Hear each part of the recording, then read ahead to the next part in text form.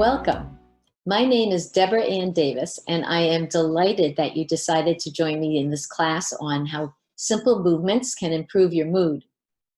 If you have any questions during the presentation, feel free to contact me at my website. The address is on the bottom, deborahanndavis.com, or you can just shoot me an email at info@deborahanndavis.com. Let's get started, shall we?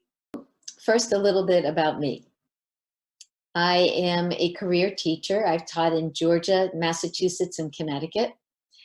I am also an author of 2 YA novels and 2 nonfiction books. The first is How to Get Your Happy On, and the second one is How to Keep Your Daughter from Slamming the Door. I am also a certified personal trainer. I taught for 27 years, and I loved it.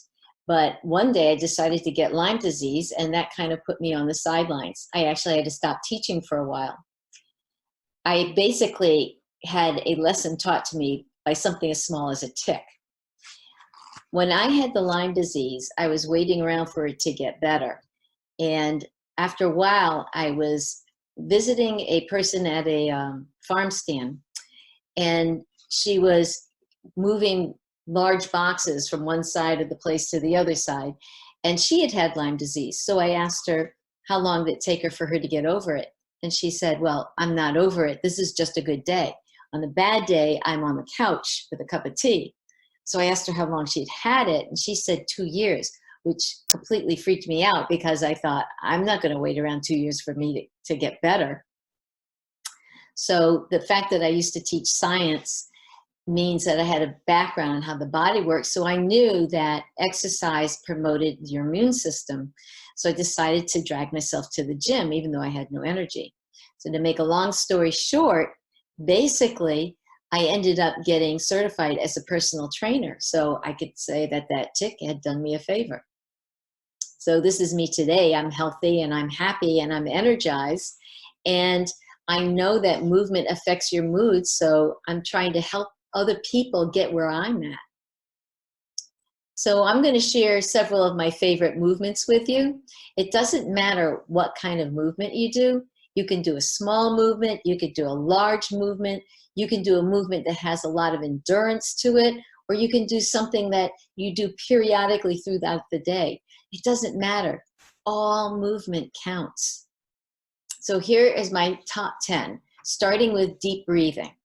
Now, if we're going to do deep breathing as a topic, then I think it's a good idea for you guys to do some deep breathing while I'm talking. So this is what I want you to do. I want you to inhale slowly, hold it just for a moment, and then exhale. Okay, so we're going to do one together. Inhale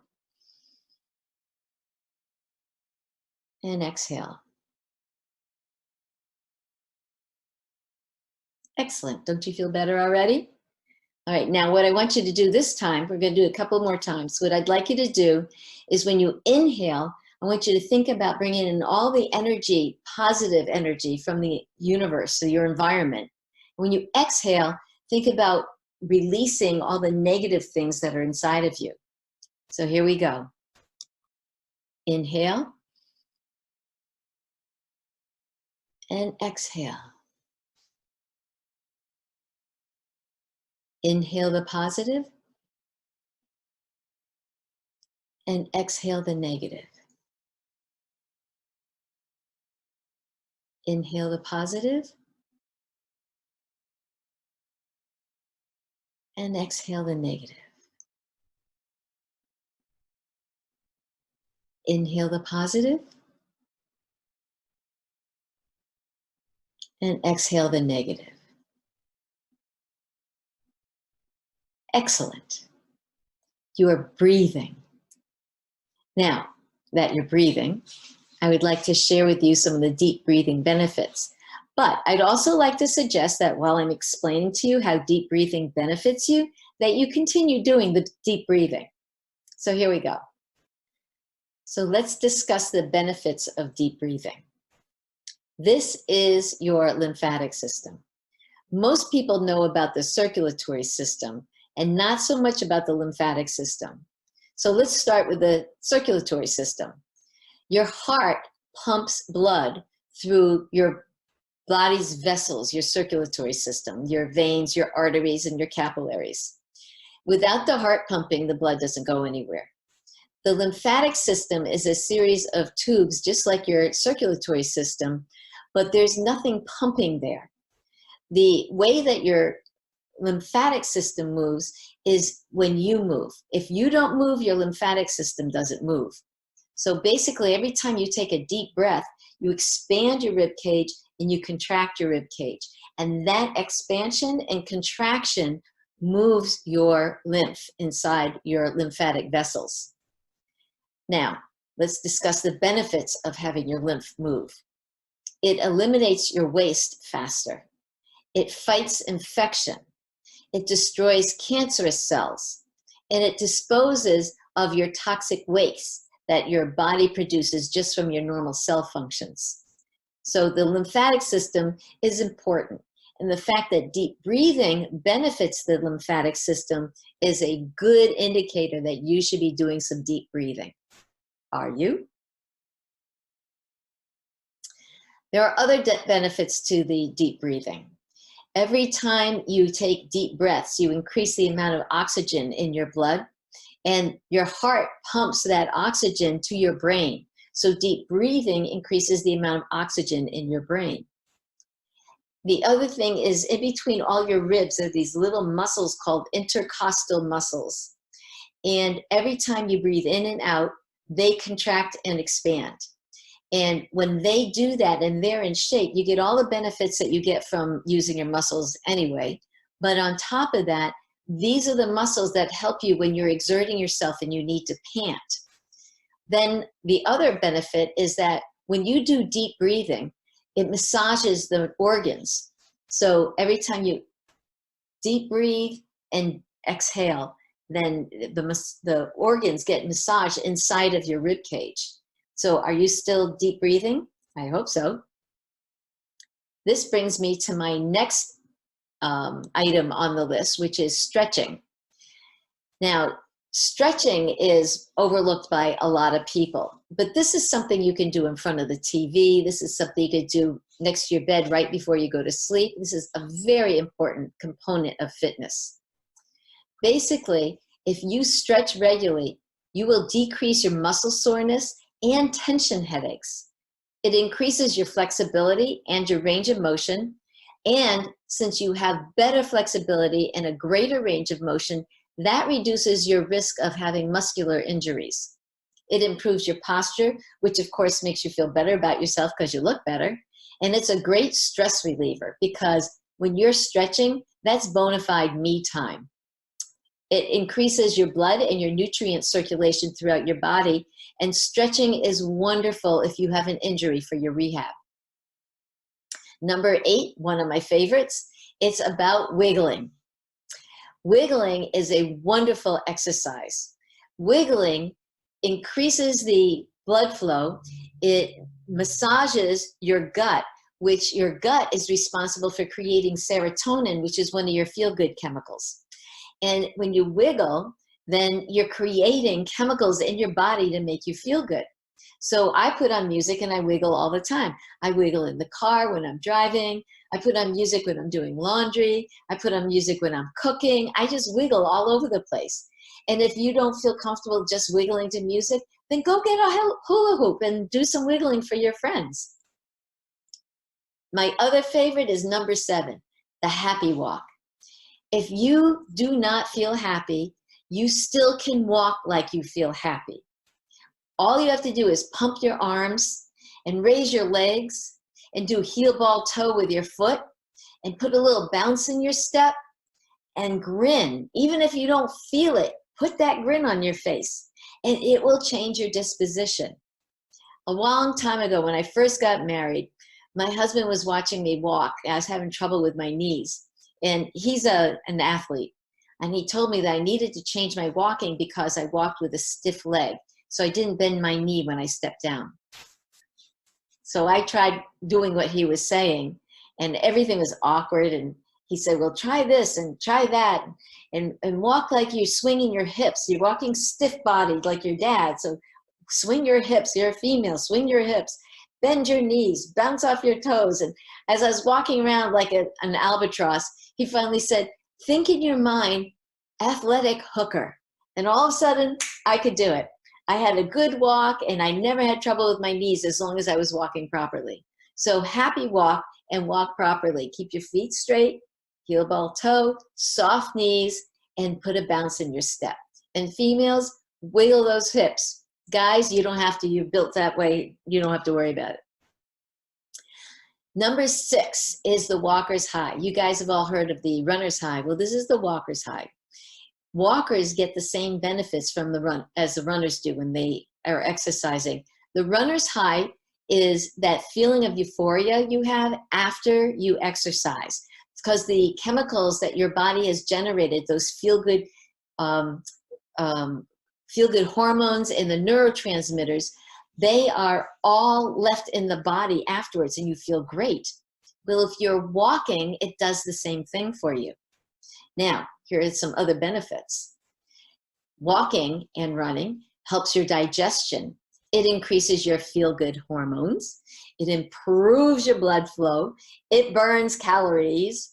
It gets more oxygen to your brain and to your muscles, and it creates warm memories. When all my life, when we go for a big meal like Thanksgiving or Christmas or a birthday or something, we all go for a walk, just like the family in this picture. And that's where your memories get formed. Number 5 may sound like it's the same thing, but it's completely different.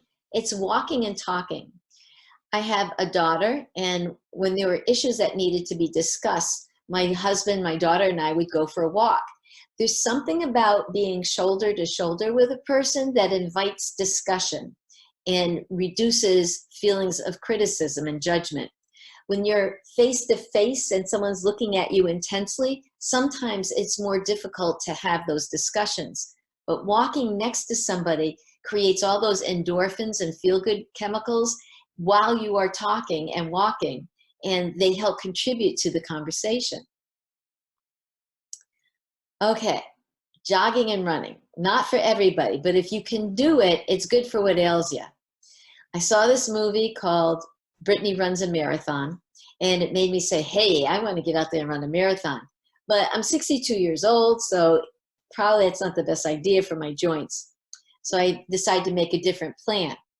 So I came up with the idea of running a 5K, which is 3 miles. That seems like a small, reasonable amount to be able to run.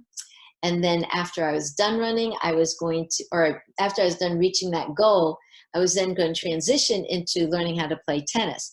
Because I figure that, I'd be 63 by then, and all the people my age who've been playing tennis since they're 8 have their knees are shot. So that means I'll be able to get in there and do pretty good. Meanwhile, back to the running and jogging, I went and looked up how to work out in preparation for a 5K if you had never run before, or if you were a non-runner. And I found one, and the first exercise you had to do, the first workout, was to walk briskly for 5 minutes, and then jog for 30 seconds and walk for 2 minutes, and jog for 30 seconds and walk for 2 minutes, and do that part for a total of 20 minutes. I thought, easy peasy. So I go to the gym, I get on the treadmill because that way I can time everything. And wouldn't you know, I couldn't walk briskly for 30 minutes. I mean, for 5 minutes. Yeah, not 30 minutes, but for 5 minutes. I was so shocked. But I also knew that I hadn't done anything like that for a while. And so all the muscles I had been working were not those muscles, so I needed to bring them along. So my big goal is to not hurt myself, because my history has been when I start on a new project, I kind of jump in there and then I hurt myself and then I have to go back to the couch. Not this time. It's been a month. I can now walk briskly for 10 minutes, and I can do that 30-second run, 2-minute walk for a total of 5 times, and I haven't hurt myself yet. So here are the benefits of running. It reduces your hypertension or high blood pressure. If you have postpartum depression, it will definitely help you with that. It reduces high blood pressure. It helps with coronary heart disease. It increases your bone density, which is really important for when you're aging. Statistically, people who run and walk regularly have a lower chance of getting breast and colon cancer. You knew this was going to be on the list, yoga and Tai Chi. They do have separate benefits, but most everything between them overlaps, so I'm not even going to bother to distinguish between them. Let's see here. Yoga and Tai Chi will improve your posture, your balance, your flexibility, your strength, your coordination, your reaction time, your memory. Your happiness level will go up and your heart health will improve. In general, your immune system will get better. And then number 2, my second to the most favorite thing to do is to dance. Now, this is synchronized dancing when you have a partner. They did this study in 2014 where they got one person in a video link with another person, and they watched someone doing arm curls, and then they were assigned to do arm curls. Now, they had to either do them together, like coordinate them, or make sure that they did not coordinate them. They also had to fill out a mood survey before and after this exercise. And what they found was that when the people coordinated their exercise, it changed their body chemistry. It made them remember better conversation and what people were wearing. It made them feel kinder towards other people, and it made them feel more cooperative. And when they were doing it so they were not coordinating it, they were uncomfortable. So synchronized dancing is a wonderful, wonderful way for you to get yourself going. However, maybe you don't have a partner, so you can dance by yourself. I went to see the Hartford Symphony Orchestra one year for the 4th of July, and they had an outdoor concert free, so there were lots and lots of families there. And they played the William Tell Overture. And the first thing that I noticed was all the little kids got up and started dancing.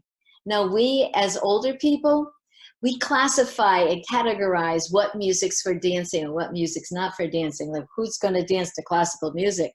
But children, they don't have those preconceived notions. And they all got up and they were dancing away. So I went online to see if I could find maybe someone had videotaped some of this so I could use it for this, but I couldn't find it. But I did find these people. So I thought I'd give you a moment of them and let you see what big kids do with music. And this is the William Tell Overture by Rossini. Why is there just a sofa here? Like, it's really weird.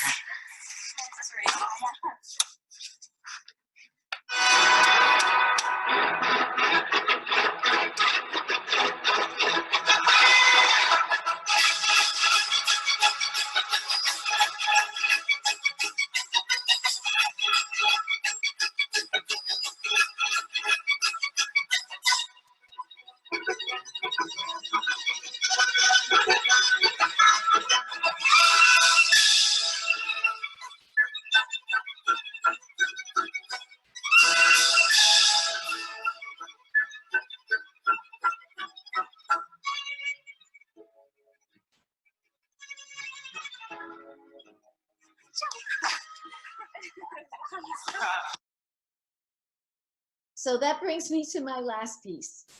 My favorite all-time thing for improving your mood by movement is laughter. Laughter is so incredibly powerful. Have you ever laughed so much that your belly hurts? That's you using your muscles. Here are the benefits of laughter. I hope you were laughing while you're watching those kids. You get all the same benefits as when you do deep breathing. Are you still deep breathing? Plus, it decreases your stress hormones like cortisol. It puts the good hormones going through your body again. It increases your immune system, or the activities of your immunity system. It lowers your LDL cholesterol and raises your HDL cholesterol. That's the good one. It massages your belly so your serotonin is being created, which is a feel-good hormone. And it improves your mood. I just thought I would share a little bit of laughter with you.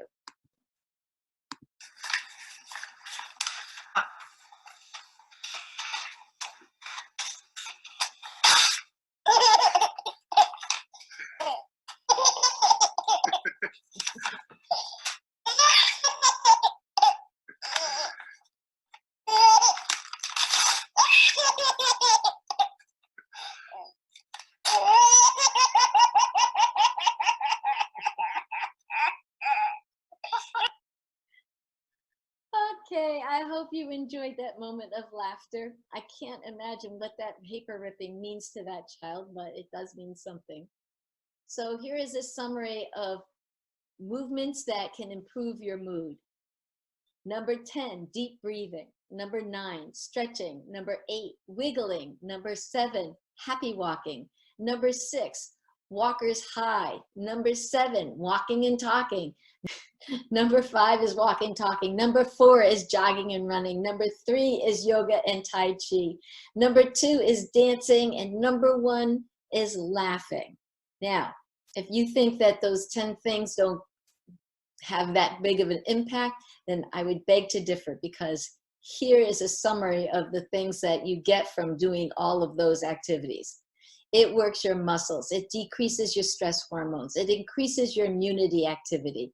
It raises your HDL, good cholesterol. It lowers your LDL, bad cholesterol. It eliminates your waste faster. It gets your oxygen to your brain. It exercises your heart. Movement centers and calms you. It empowers you. It decreases your headaches. It increases your flexibility. It improves your posture, which makes you feel better about yourself. It reduces stress by getting rid of your cortisol and increasing your good hormones and neurotransmitters. It increases your circulation and therefore moves your nutrients around your body better.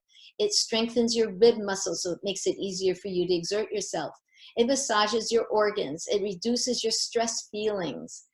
Movement helps your digestion. Movement creates your feel-good hormones. It creates your neurotransmitter. And you already knew this, it burns calories. Movement decreases your hypertension, and it decreases type 2 diabetes, which, by the way, for many people is reversible. It also improves postpartum depression.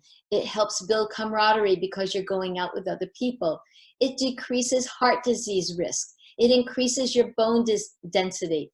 It decreases feelings of depression. It also decreases your anxiety level. It improves your balance. It improves your coordination. Movement helps with your memory. It boosts your mood. Movement also improves your self-esteem. It also increases your self-worth. And I'm just going to take a minute here and say self-esteem is temporary because that's from external things, but self-worth is more permanent because that's the way you feel about yourself. So it increases your self-worth. You feel better about yourself. It improves your reaction time, and it heightens your happiness. Speaking of heightening your happiness, as a way to say thank you for participating in this class, I have a free gift for you. This is called How to Get Your Happy On. And it contains 10 simple ways for you to increase your happiness, positively reframe your inner environment, and to deal with your outer environment in a more constructive way so it doesn't influence you. And this is a free ebook. All you have to do is go to my website, www.deborahanndavis.com, and order your free copy. I just wanted to say thank you very much. I hope you got an awful lot out of this, and you should be able to see it again if you want to take some notes. Keep deep breathing and boost that energy by being happy. I hope you look back on this year and say, this was the best year ever so far.